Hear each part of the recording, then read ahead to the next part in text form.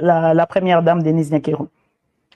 Bon, Madame Pamela, vous l'avez dit, je suis journaliste, je suis donc un observateur de la société. Et évidemment, je regardais avec assiduité cette nouvelle vague, ce nouvel épisode des audios qu'on attribue à cette manière assez, je vais dire, assez pas trop bien de faire de la première dame et de la présidence. Alors, je vais dire deux choses. Je vais peut-être surprendre les gens, je vais choquer les gens. La première des choses, je voudrais d'abord ici, les gens seront peut-être surpris de m'entendre dire ça, apporter mon soutien à la première dame. C'est la première chose. Pourquoi? Parce que vous savez que moi, je suis parmi les personnes qui l'ont, d'une certaine manière, mise à nu par rapport à sa manière de faire. Quand on parle d'Elmoutef, quand on parle de ceci, c'est moi. Mais ce deuxième épisode des Voice, je pense que c'est parti un peu loin. C'est parti trop loin. J'ai vu des insultes et des parties intimes. J'ai vu des gens l'insulter jusqu'au niveau de ses parties intimes. Je suis un des farouches opposants sur le plan de la communication de ce régime. Je suis quelqu'un qui les a vraiment publiquement mis à nu, mais je pense quand même que cette fois-ci, les gens sont allés un peu plus loin. Voir Madame Nyakero se faire insulter à ce point, même dans ses parties intimes, comme on dit chez nous en Chiloba, Kubilamba, je trouve quand même que cette fois-ci, les gens sont allés un peu loin. Et vraiment, les gens sont allés un peu plus loin. Donc, la première réaction, je voudrais ici lui apporter mon soutien. J'ai énormément de divergences avec elle et avec son mari, mais elle reste une mère de famille, elle reste une femme. Entendre aujourd'hui les réseaux sociaux s'enflammer à ce point, au point qu'on est en train de l'insulter même dans ses parties intimes, je voudrais ici très publiquement, peut-être que ça va étonner beaucoup de personnes, je voudrais vraiment très publiquement ici apporter mon soutien à Madame Nyakero. Ceci dit, je voudrais ici analyser ce qui se passe.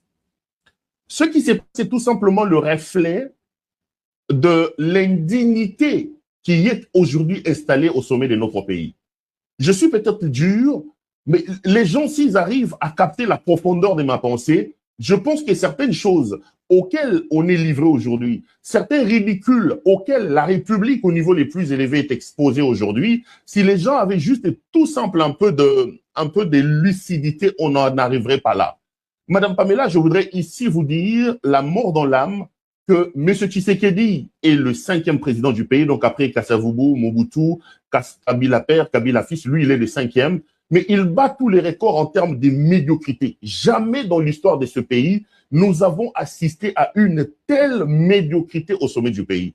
Jamais le pays, la fonction la plus suprême de la République n'a été traînée à ce niveau des responsabilités dans la boue. Donc ce qui se passe aujourd'hui, ce qui arrive avec cette nouvelle vague des Voice est tout simplement la preuve de l'indignité qui gère aujourd'hui la République. Madame Nyakero doit comprendre une chose, que qu'on l'aime ou qu'on ne l'aime pas, et ça j'ai l'habitude de le dire, je profite de l'occasion ici pour le répéter, qu'on l'aime ou qu'on ne l'aime pas, qu'on aime son mari ou qu'on n'aime pas son mari, qu'on critique leur pouvoir ou qu'on ne critique pas, ils sont à la tête de notre pays et ils engagent la République. Même si nous ne voulons pas de ça, M. Tshisekedi est un président, même de fait, il est président de la République démocratique du Congo. À ce titre-là, il doit à un moment donné comprendre qu'il a sur ses épaules la responsabilité de plus de 100 millions de personnes et il gère un espace qui vaut 80 fois plus que la Belgique, 4 fois la France, c'est quand même 2 345 410 km² de superficie. Quand on a de telles des responsabilités, on est astreint à afficher un certain comportement et à se conduire d'une certaine manière. Malheureusement, la pègre bruxelloise qui est installée à la tête de notre pays ne se rend pas compte des responsabilités qui pèsent sur ses épaules et elle fait énormément de bêtises. Donc, ce qui se passe aujourd'hui est tout simplement le reflet, est tout simplement le résultat de l'indignité, de la médiocrité qui gère aujourd'hui les pays. Moi, lorsque les premiers... Allez-y. Allez-y, terminez votre phrase. Moi, quand la première vague de Voice est arrivée, je me suis dit, bon, la première dame de la République, peut-être qu'elle a été imprudente, peut-être qu'elle a manqué un peu de lucidité, peut-être qu'elle a manqué un peu de ceci, et que voilà, elle s'est laissée faire prendre. Mais attendez, une erreur qu'on fait une fois, c'est une erreur. Mais quand on le répète 2, 3 fois, ce n'est plus une erreur, ça devient une grosse bêtise. Je me pose la question de savoir, les mêmes personnes de son entourage qui ont été épinglées lors de la première vague des Voice, les mêmes personnes qui ont été citées comme étant les responsables de la bavure, de la médiocrité, qui nous a amenés à assister à des bêtises, à des Voice lors de la première vague, les mêmes personnes sont encore aujourd'hui autour d'elles et les mêmes personnes sont citées dans cette deuxième vague de Voice. C'est tout simplement inacceptable. Je pense qu'il est temps que la première dame de la République essaie un peu de regarder autour de lui.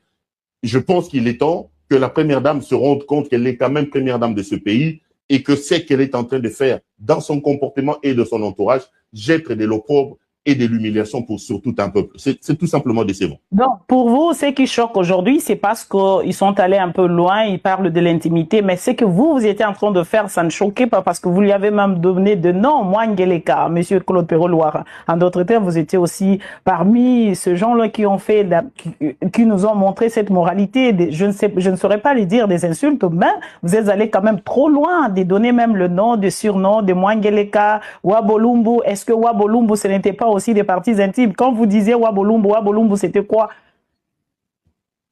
Madame Pamela, j'ai le mérite d'être quelqu'un qui ne fuit ni les débats et qui ne fuit pas ses responsabilités. Vous me posez la question. J'ai commencé mon discours en disant que je suis